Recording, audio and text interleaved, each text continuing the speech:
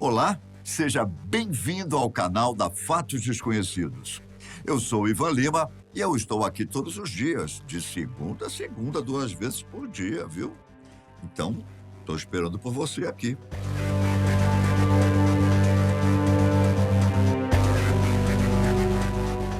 Quando falamos o nome Adolf Hitler, qual a primeira coisa que vem à sua cabeça? Certamente, a morte de milhares de judeus ou os outros horrores cometidos pelo líder nazista durante a Segunda Guerra Mundial. Na verdade, Hitler foi um dos pilares da maior guerra que o mundo presenciou até hoje.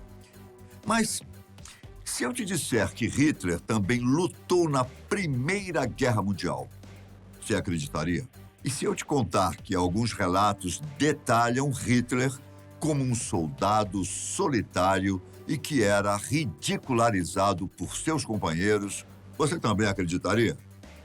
E que tal o caso de um homem que teve a chance de matar o líder nazista e mudar a história da humanidade? Vem comigo, que eu vou te contar um pouco da história de Hitler na Primeira Guerra e algumas revelações sobre sua participação no conflito. Diferente do que a maioria das pessoas imagina, Hitler não era alemão. Apesar dele ter sido o temido ditador nazista na Alemanha, Hitler nasceu em uma pequena cidade na Áustria, no dia 20 de abril de 1889. Ele era filho de Alois Hitler e Clara Hitler, e foi o primeiro filho do casal a sobreviver à infância, já que os outros 3 irmãos tinham morrido ainda quando criança. Ao contrário do filho, o pai de Hitler era um respeitado funcionário público que trabalhava em um posto alfandegário. Hitler era um menino de classe média. Sua família tinha uma condição financeira considerada boa para a época. Os pais do líder nazista morreram quando ele era adolescente. Alois morreu no dia 3 de janeiro de 1903, após um mal súbito. Já Clara, sua mãe, morreu de câncer no dia 21 de dezembro de 1907.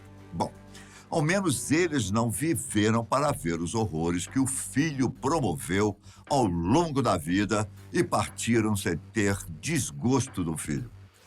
Quando estava vivo, o desejo do pai de Hitler era de que ele seguisse os seus passos. Ele desejava que o filho fosse funcionário público, uma profissão respeitada e com um bom salário.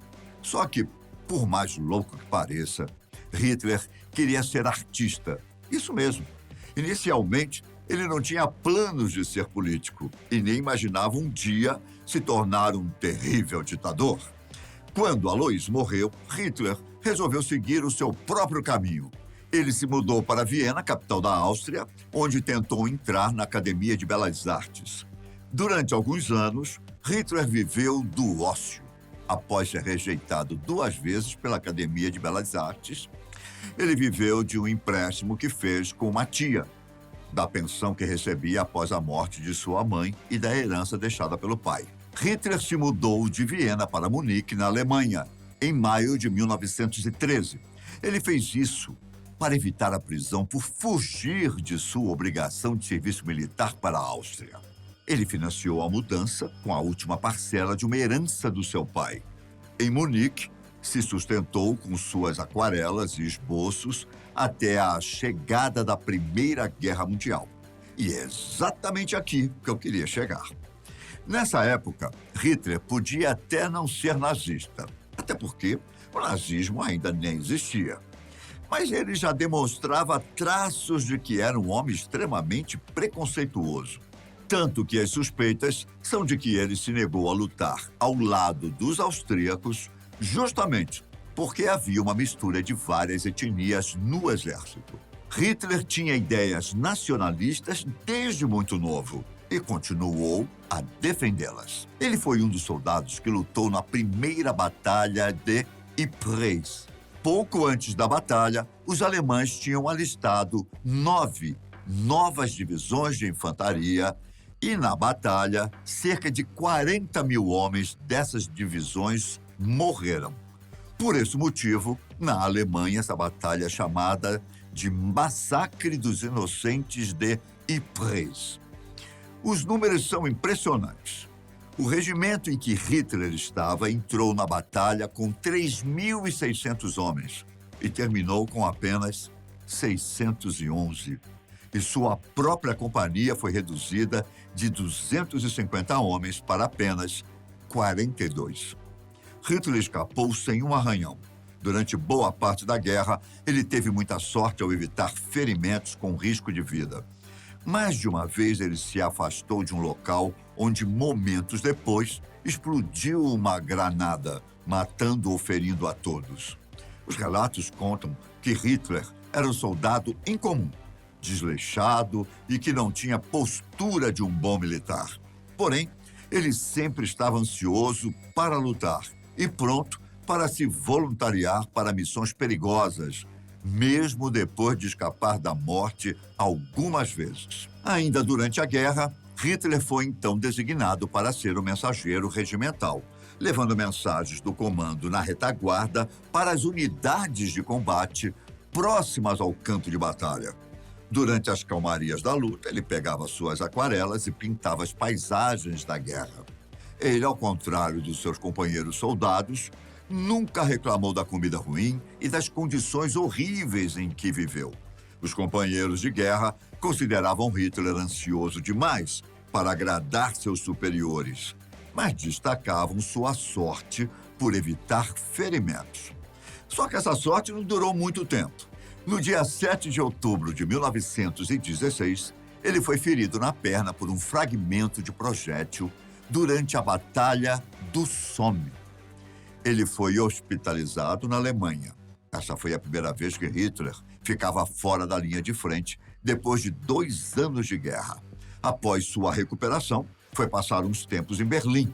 Depois foi designado para um serviço mais leve em Munique. Na época, ele ficou chocado com a apatia e o sentimento anti-guerra entre os civis alemães. Segundo Hitler, tudo era culpa dos judeus. E desde então, passou a vê-los como conspiradores para atrapalhar a Alemanha na guerra. Inconformado, Hitler pediu para voltar ao front e foi mandado de volta em março de 1917.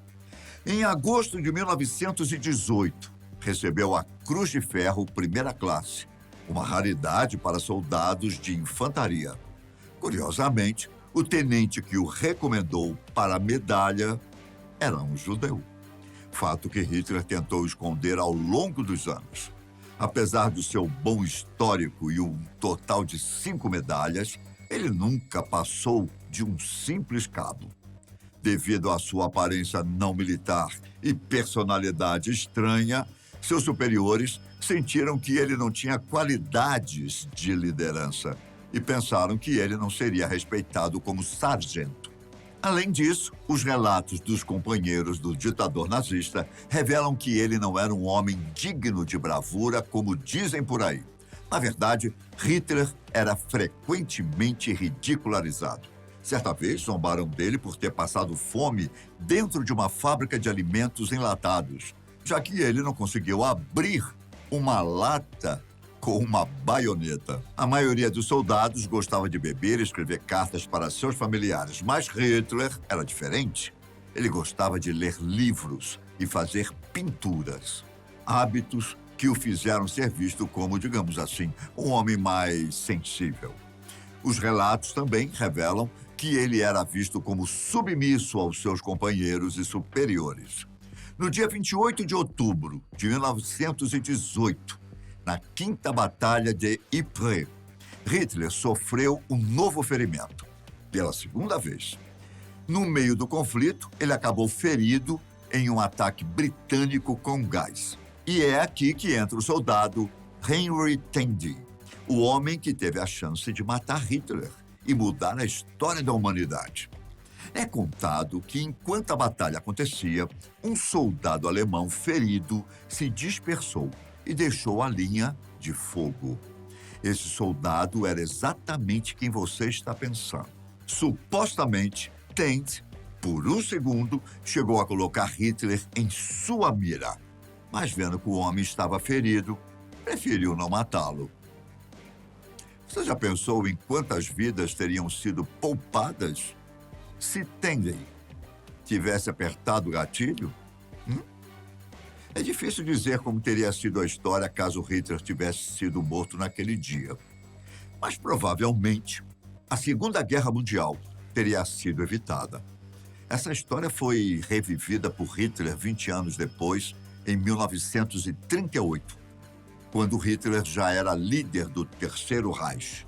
Na ocasião, o líder do movimento nazista contou o caso durante a visita do primeiro-ministro do Reino Unido. No entanto, desde que a história foi contada, muita gente questiona a sua veracidade, inclusive o historiador David Johnson, que também é biógrafo de Henry Tendey. Independentemente se essa história é real ou não, o fato é que Hitler ficou temporariamente cego por causa do ataque britânico. Nesse período, quando os alemães começaram a perder a guerra, ele ficou extremamente deprimido. Ele dizia que tudo era culpa dos inimigos invisíveis do povo alemão, nesse caso, os judeus e os marxistas. Um dia, enquanto estava deitado na cama do hospital, um padre entrou e anunciou que a guerra tinha terminado e que a Alemanha tinha sido derrotada. A essa altura, a pátria que Hitler tanto amava tinha acabado de se tornar uma república.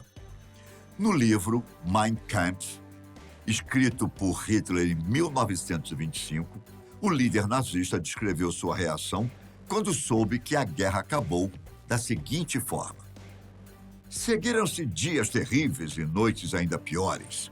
Eu sabia que tudo estava perdido. Nessas noites, o ódio cresceu em mim. O ódio pelos responsáveis por esse ato. No caso, ele culpava os políticos alemães e, principalmente, os judeus. Enfim, essa foi a participação de Hitler na Primeira Guerra Mundial. Eu fico por aqui, mas nos vemos logo mais no canal da Fatos Desconhecidos. Fiquem com Deus e até a próxima. Tchau!